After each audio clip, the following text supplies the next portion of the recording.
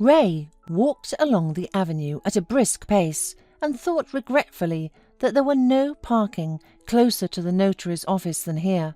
He glanced along the lively street fair, spontaneously placed along the small square, and did not immediately realize what had caught his attention. When he came closer, he noticed a little girl, about 12 years old, selling some trinkets and beadwork. It did not seem surprising. A lot of kids do part-time work nowadays, washing cars, handing out flyers, but something stung Ray from the inside. He did not notice how he was beside her and took one of her bracelets with a rose. At that time, Ray's throat tightened, and the memories that he had driven away from him for a year came crashing down on him with terrible force. His 6-year-old daughter, Nicole, had also tried to weave such bracelets, but now she was gone. Almost a year ago, she was killed under the wheels of a car. Ray blamed himself for his daughter's death, because if he had not been distracted then, just for a minute on a phone call, the girl would have remained alive. One moment was enough for the child to run out of the playground fence on the road for the ball and was hit by a car. That day, it seemed to Ray and his wife, Dorothy, that their lives were over, because there is no grief worse than the death of their own child. But the worst was ahead, because they had to live on, to eat, to drink, to breathe, understanding that all this is meaningless. And even trying not to think and remember that nightmare, there was always something that revived those terrible memories, like this bracelet, for the moment. To distract himself, Ray asked the girl if she made all these bracelets herself. She nodded affirmatively and looked up at Ray. Stunned, he stared into those eyes, rare emerald shade, and he remembered again his little dead daughter. She had the same eyes as, indeed, he had. And the little girl looked subtly like Nicole, only older. While he was thinking of all these coincidences, the girl began to show him what other items of adornment she had, told him that she often sold here, and could even make something custom-made. Ray looked at the girl and noted to himself that she was obviously from a poor family, dressed rather poorly, and suddenly to himself he asked, "How much is all this worth? I want to buy it all." The girl told Ray the price, and he pulled out his wallet and paid. Of course, he didn't want the ornaments, he just wanted to help this girl, who reminded him so much of his daughter. Ray wondered what she was spending the proceeds on, and her answer shocked the man. "New beads, some groceries, bread, milk. Sometimes I make good money, like today," the girl replied with a smile. "Today we have enough for meat. We'll make soup with Mom." Ray didn't understand what kind of parents it was that couldn't give a child what she needed. He thought that he would never allow this to happen to his daughter. He was well aware of poverty himself, and had done everything to ensure that his family did not need anything. But he had the money now, but he no longer had his daughter. After taking the purchases, Ray wandered towards the parked car. Once he had calmed down, he continued on his way, but his thoughts kept returning to that girl. It was not pity for the unfortunate child. It was a strange, inexplicable feeling that made him think of her again and again. Perhaps he just saw her as his Nicole, as she would never be any more. At home in the evening, he could not keep his thoughts to himself and shared them with his wife. "Dorothy, I don't understand what is happening to me. Today, I met a girl on the street who looked a lot like our Nicole. I'm sure she is exactly what our daughter would look like in a few years," Ray muttered, and immediately realized from his wife's face that he had caused her great pain. "Do you want to break my heart completely?" almost cried out his wife. "No, of course not. I'm just shocked. And it seemed so strange to me," Ray muttered, and told his wife all the details of that meeting, and even showed her the beadwork he had bought. Dorothy cried even harder, and her husband calmed her down for a long time, but still asked to go with him tomorrow to see the girl and maybe even bring her some gifts and food. Dorothy did not understand why Ray needed all this, but she did not argue and finally agreed. When the couple arrived at the market the next day, the girl was not there. The man found out from one of the local saleswomen that her name was Sophia. She was 11 years old, and she lived with her sick mother. As it turned out, the girl had not only to do all the housework, but also to work to earn money for food, because all of her mother's disability pension is spent on drugs. In addition, the chatty woman said that Sophia had never seen her father, and that her mother, Angela, had never been married. On the pretext that they wanted to make a large order, Ray and Dorothy found out from a good-natured woman the address of Sophia, and having bought warm knitted socks from her as a thank you for the information, they went to visit the girl. On the way, they stopped at a supermarket and bought the necessary groceries. The door was opened by Sophia.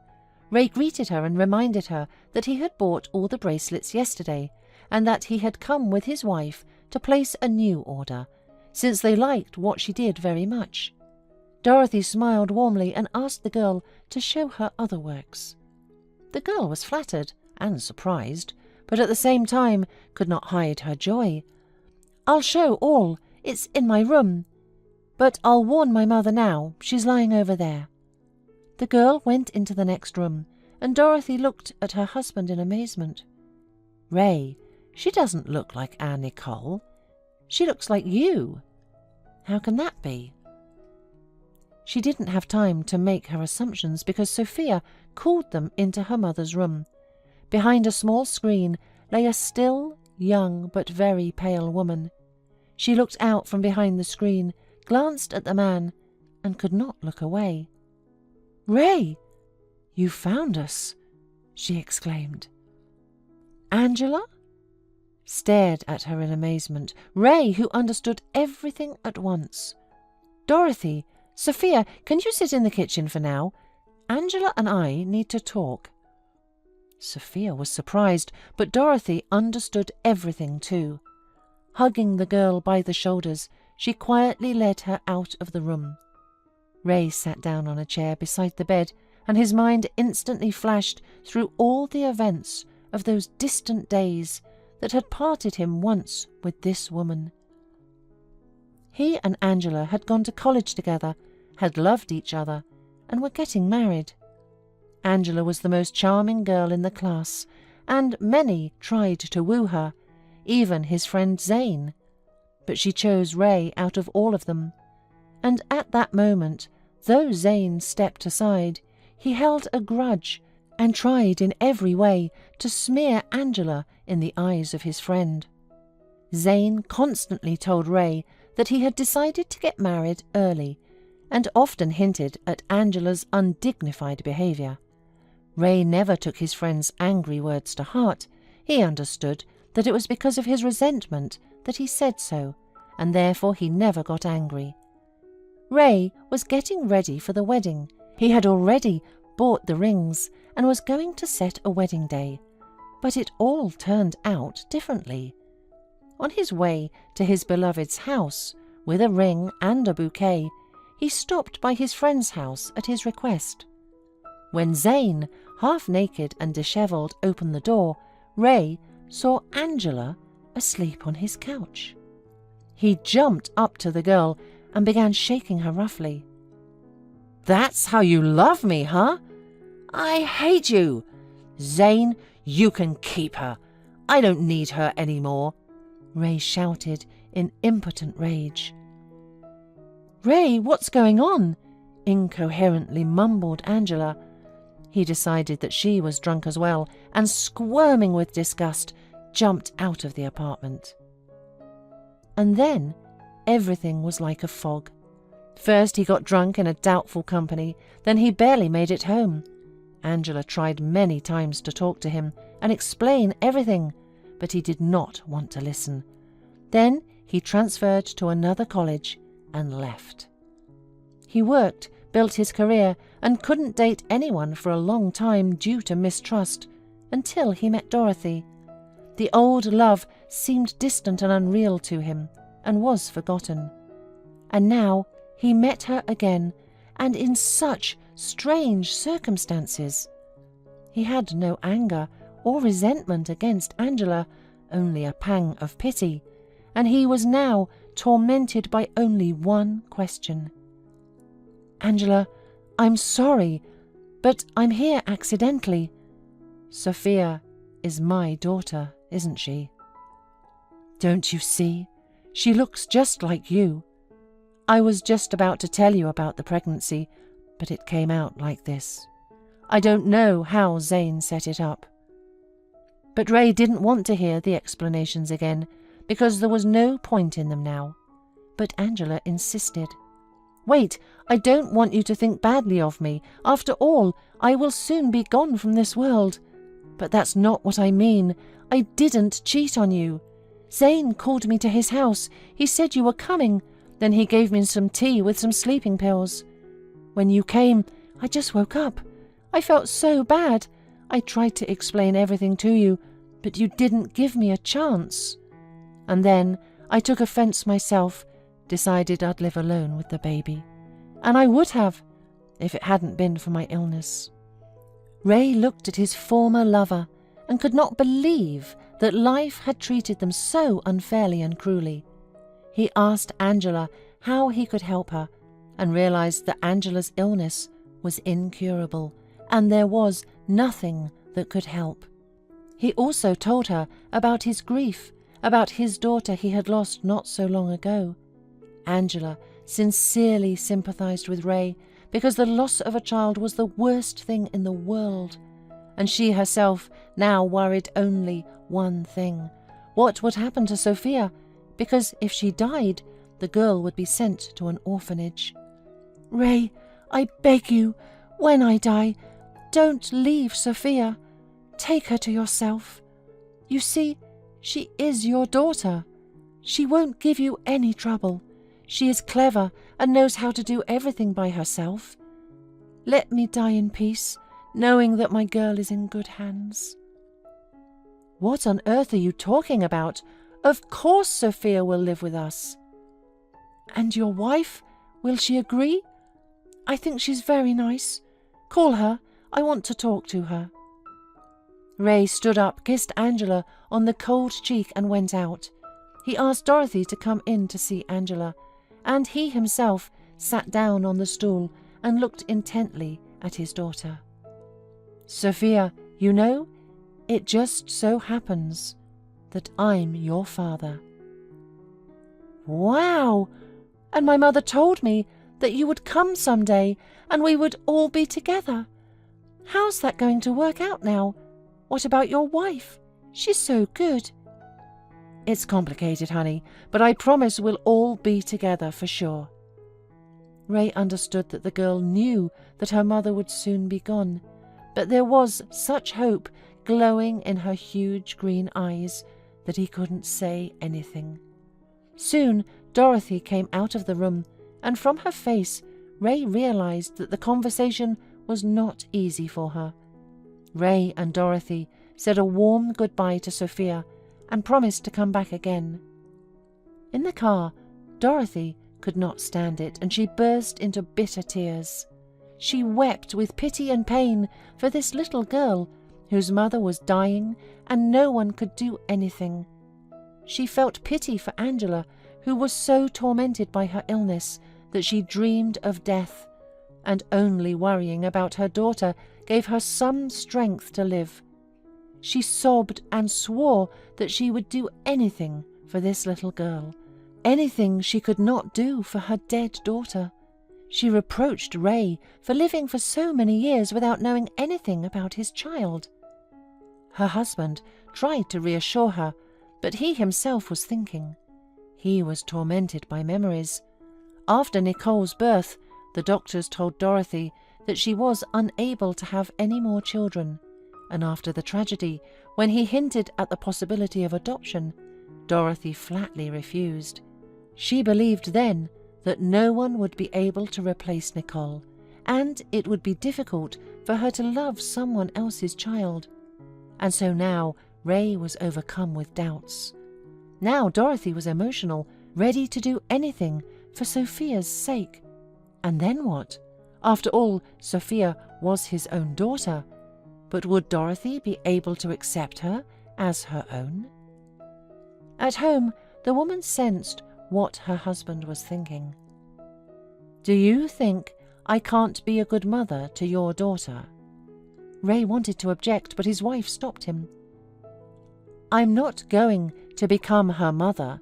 She has one mother, and she doesn't need another. She's old enough to love a stranger as her own mother." Ray was shocked. He had the horrible thought that Dorothy didn't want them to take Sophia in, and just didn't know what he should do now. He wasn't ready to break up with Dorothy, but he wasn't going to give up his daughter either. He was about to fall into despair, but Dorothy explained everything. She said that there were many other forms of relationship, and she was ready for them. If Sophia wouldn't accept her as a mother, then Dorothy could be just her friend, which wasn't so bad. So Dorothy was determined that they should do everything for Angela and Sophia. Help them until the woman died, and then take Sophia in. She was prepared for the fact that they might have to wait a long time for Sophia to accept them as relatives, and maybe that would never happen.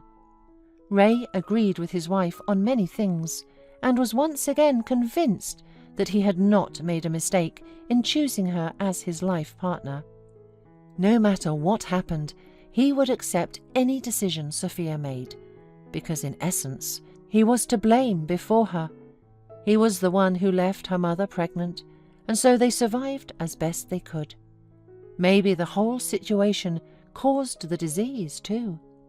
Equally hard and complicated was the conversation between Sophia and her mother that same evening.